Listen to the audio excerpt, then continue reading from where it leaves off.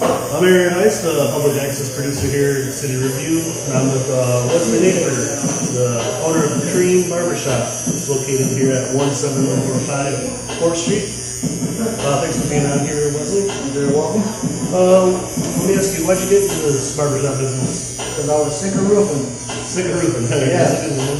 My father actually owns a company that's been down the river for about 40 years, Napier's Home Improvement. Family owned and operated, and then kind of got sick of working for the family and wanted to be a barber. Very good. What do you exactly think about the barbershop? Everything, man. Barbering is a very, it's a different everyday job. And you meet so many different people and so many different walks of life, and share really culturally. So I appreciate the fact that I get to meet so many different walks of life. Yeah, I get that. And this is Ron's first client. He's been here for a long time, right? Right. So obviously you're doing good. He keeps coming back. I'm doing something right. Yes. So you open your own business, and this is now family owned. Do you own it? Yeah, family owned and operated. My wife's with me here every day. My wife's a shop secretary. Yeah, so a lot of businesses say family owned and operated, but we really are. I built this business with my wife and my cousin. So cousin works here too. Family. Yeah. You obviously worked hard to open your own business. You think you had any obstacles along the way? Absolutely, man. I mean, it's corny to say, but I guess anything worth having doesn't happen overnight. Hard work pays off. Yeah, a lot of people say if you have your mindset on it, you can get there as long as you strive hard. Absolutely, I believe so. Did you ever have any doubts about your business? I'm gonna fail and stuff. I think everybody has stress chasing them, I guess, but I feel like it's quality over quantity, and charge what you're worth. The barber industry's been so corporations in the last 20, 30 years have kind of destroyed our industry because the bow rips and the supercuts and the big $10, 10-minute haircuts has kind of destroyed suburban barbering. And it was my mission to kind of revive that and to give a better service. It's definitely have varied over the years. I mean, like in the 20s and 30s, there used to be almost a corner barbershop. Well, what's funny is actually, up until the 50s, barbershops actually competed with local bars to where guys were going to hang out. It didn't usually be just come in, get a haircut, and leave, but, society today is instant gratification. Now, what can we do for you now? Get me in, get me out. McDonald's, Burger King. And back then it was really a social club. It was, I need to get away from the house, go in, have a drink. And you'll never recreate the barbershop of 1920 and 2015, but I try to give you a place where when you walk in here, no matter what you are, you can be yourself. I agree with that. A lot of people kind of congregate where there's fellow vibes, good spirits. We're in a digital age, so everyone's glued to their phone. I almost didn't put a TV in here because I want people to talk. I just moved from a 4-chair shop out of Wyandotte, and I almost didn't put TVs in here because I wanted people to talk. Every barber shop I went into when I was looking for a job, I would walk in, no one would greet me. Every client is buried in a smartphone, and it's, what's the point, man? You got an hour, get to know your neighbor, never judge a book by its cover. That guy could be your best friend, you just don't know. You guys could be just alike, like the same thing, maybe be able to help someone out. I agree with that philosophy. Yeah, you got to build bridges, man. You can't be shy. So you mentioned you had a premium shop. Where was that located? Wyandotte, actually. So this is now your new location here? Yeah, and I love Riverview, man. I'm actually moving to Riverview. City this was the easiest city I've dealt with so far. And I've tried to move to 3 or 4 different cities downriver, and it was always something. My parking didn't go through, this didn't go through. I had to have a wash tub, and it couldn't. I mean, it was just certain things. And Riverview was really a blessing to work with people who I felt like actually Miss Costelnik was the one helping me. I believe that's David Costelnik's sister. He's a good father as well. And they just made my move here super easy. Well, I'm glad to hear that. Do well here. And I just walked in your door, so you're treating me like family, so I appreciate that. Did you ever seek advice on opening your business? Like from your father, you mentioned. Yeah, absolutely. My dad is at, I probably people want me to shut up about him a lot, but my dad, I believe made, my dad's got 5 boys in our family, and I believe that he made 5 good boys and 5 good men. And he taught me, hard work pays off, and get your butt out of bed and go to work, and that's how you make a living here in America. And yeah, he's what inspires me, because he outworks me still, and he's got me by about 30 years. I'm sure he works all days in construction. Absolutely, it's part of business as well. Is there any particular reason why you chose it? You know what? I know you mentioned I wanted to be on 4th Street, Major road. and I wanted to be in my backyard. A lot of people told me, take this business to Road, take this business to Ferndale, why are you down the river? And I would have so many people almost belittling where I was from, like we didn't have anything nice. And I said, I don't know anybody in Ferndale. I don't know anybody in Road. Why would I go there? I know this is where I'm from. And these are the people that I'm related to. These are the people that I feel comfortable with. And I think it's really working. I think people appreciate the fact that, my dad built this shop, and we did it right. We didn't spare any expense. Well, every time I come past, you always have good clientele. So, like you mentioned, it's a great place to hang out, socialize. You get what you give. You treat your clients like crap, and they're inconsistent with their attitude. That's what they're going to be. But I appreciate this man has been coming in. Literally, I think the second week I was open to my guy, he came and gave me a shot.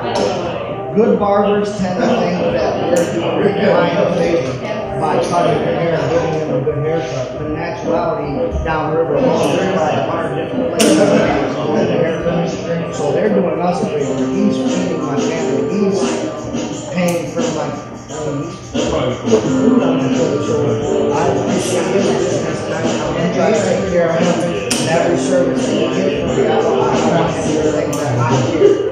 That I give him. Not just hitting the fire like that. Oh my God. Yeah. How long have you been in business, and how long have you operated your business? I've been in business for a little over 2 years, and then I've been in Riverview now for just over 2 months.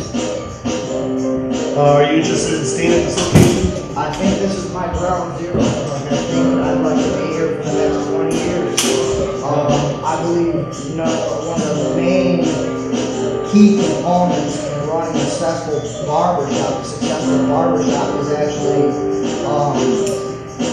staying in the same place, having the same faces in the establishment, building rapport with the people around you, and letting them know that we're here and we're ready to work. You think you're going to expand, open another shop somewhere? Anything possible. I've actually been on a couple of times. People wanting to buy my name, and I'm just not ready for it yet. I'm still learning. I think a lot of people look at me like I have all the answers, but I'm young, and this is my first business, and I'm kind of just learning as I go. And because I got to watch my dad, I guess I'm not gonna say you live and learn, but I feel like I got a head start on everyone. I had a father as a business owner, so I watched what he did and how he treated people, and it's the same work ethic as I come here for. Yeah. And especially he's your dad, so it surely influences you in many ways, I'm sure. Absolutely. If you ever had a competitor want to open up a shop next door, what would you tell them? Good luck. Because I'm very good at what I do. Right. Would you recommend any other businesses come to review? I'm hoping that me and Brandon, my buddy Brandon, actually, he got a jump on me. He opened his business a couple of years ago called Hardline Tattoo. And if you need tattoo work, he specializes in traditional. The man's crazy talented. He can do anything, but his traditional work is out of this world. Like his script, his script and his traditional work is just. Is he located in Riverview? Yeah, he's actually right down the street from us. Okay. I'm hoping it inspires some young money, man. It's like I don't feel like downriver kids really appreciate what we have. We have waterfront. We have traffic. We have a demographic of people that works hard and spends their money. It's like cater them. Why am I hearing constantly that, where are you hanging out this weekend? Oh, I'm going to Ferndale. Where are you hanging out? Oh, I'm going to Royal Oak. Why are you not building businesses here? Save them the gas money. I'm with you totally 100%. I've been down there all my life. I don't tend to go north of Detroit so much. Usually baseball games and such are on my limit. Let's see. What do you think draws clients in your business? The fact that we care. The fact that I'm not perfect. Nobody is, but we do care. When you come in here, I want to make it to where you will never go anywhere else. I want to make it where after I come here, you leave, you go, damn man, I can't let anyone cut my hair anymore. This is the best haircut, this is the best service, this is the best experience in barbering that I've had. And I believe that I deliver, I believe that we doubled the size in 2 years. Constant growth, and I feel like I have the best employees that you can have, and you take care of your guys, they take care of you, and we have a good thing. Mind if I ask you around? You're coming back, you've been client since day one, he says. Yeah. You enjoy his service? That's good. So, Wesley, do you have a website? I have everything media. I have a website, www.barberandshop.com.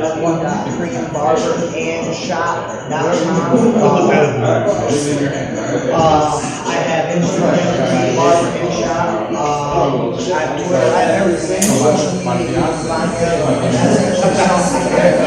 I wasn't really. I'm like a 100 years old and a 20-something-year-old body. I never had a Facebook. I hear that a lot from a lot of people. Yeah, I never had an Instagram, and then my wife kind of told me, you know, when you open a business, it's a must. And I would say half of my business is from social media, the other half is word of mouth. I don't pay to advertise, and I would suggest for other small business owners, stop paying to advertise. Be consistent in your service. Be really good at what you do, and if you take care of your clients, they'll take care of you. And let social media do the rest. It's free. I'm trying in here too. Actually, networking has always been one of the strongest things in the world.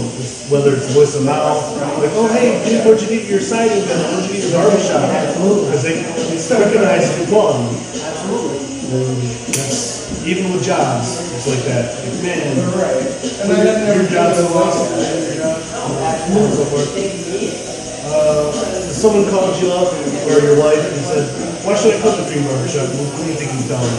For the experience, man, for the overall experience, I can't say it enough that this is for downriver. This is for us. And we cater to everybody. But my main goal was to cater to downriver somewhere. And we can say, you guys come to us, you know. You're searching for going north. You're coming south. And the experience, there's a lot of big cities around us. Yeah, there's People not, should come around. there's not a barber shop around here that does what we do. Just hands down. I feel like we set the standard for down Metro Detroit. Detroit in general, I feel like we have set the standard for what a good haircut should be, what a good service should be. Do you think Riverview in itself can make any changes to help you and your business? You know what? I can't say. I don't know. I haven't been here long enough to, I guess, give an honest answer. But from my experience so far, this has really been easy on me, man. Because I didn't have the easiest time at Wyandotte. And Riverview, I feel like, just made my life really easy. And what I didn't know, they educated me and they made me understand. And I feel like when there's understanding in what you're doing, you know, the process is a lot smoother and a lot more comforting, I guess. Well, we do have a city that cares, I have to say. Yeah, I will say that I was really impressed with how this city treated me. Everyone's really open in our city. Even police department, fire department, you got any questions though, they're ready. Actually, it's funny, man, because a couple times I've come here at night. You know, sometimes I come out and she could be in my barber shop and be in here and kind of soak up the silence. And there's a police officer sitting in my driveway, and I think that's awesome. And they care, they're friendly to me. And how you doing? How's business going? And it just shows that, you know, the police department here cares, and there's not a lot of departments out there that interact and are reaching their hand out to make good, I guess, connections. Well, if people didn't know, Riverview is actually rated one of the highest cities for protection in the state of Michigan. I think we're number 3. I actually just looked, and we are number 3 safest cities in Michigan. Number 3, that's pretty accomplishment. That is an accomplishment. Shout out to our Riverview Police Department for that one. Yes. Closing up this interview, is there anything you'd like to add, tell people that I might not have asked you about your barbershop or yourself and business? You know what? No, I think we covered it all, but what I'll say to the business owners is, man, let's not be shy, let's network, because I know of a ton of businesses that care as much about their business as I do mine. And if we extend our hands to each other, there's power in networking. There's power in going, hey, maybe at Slip Mahoney's, hey, you gotta go get their burgers. You know, Hardline Tattoo, you gotta go meet Brandon. You know, if you start being vocal, you know, people just don't know, and we live in such a disconnected era where everything is like it's a Facebook or Instagram status and you believe it. You're disconnected but connected at the same time. It's the weirdest thing, man. It's like you're a slave to this sub-reality, or whatever you want to call I it. try to tell my parents they're like glued to the games on Facebook and stuff. They can't get off of it. It's like, No, man. addiction to them. Network, man. Network. Get to know your neighbor. Don't judge a book by its color. And let's one hand wash the other, man. Let's work. Actually, a lot of businesses around here tend to do that. Yeah. If you don't mind. Because I've already talked with a bunch of businesses, and you'd be surprised how many businesses help each other around here. I mean, I just think it's good rapport. I mean, I feel like America, in a sense, has really lost its camaraderie. And if we don't snap out of it and start supporting one another, times are changing, and we need to kind of get our camaraderie back just between Americans. I feel like it's so funny, man, how you can't even barely smile at anyone anymore. Everyone's a tough guy, everyone got a chip on their shoulder. It's like, man, be a neighbor. Smile, man, make someone's day better. And I feel like as barbers, it's our job to make your day better. When you look good, you feel good. I guess I'll ask one more question. How many total staff you got? I have 5 full-time barbers right now. I have a barber from Grand Rapids that hopefully, crossing my fingers at least, that's going to start with me sometime in the next month or so. But other than that, I like to keep it to where we're constantly busy. For 6 people, we're really busy. Any more than that. Well, every chair's filled right now, so. Yup.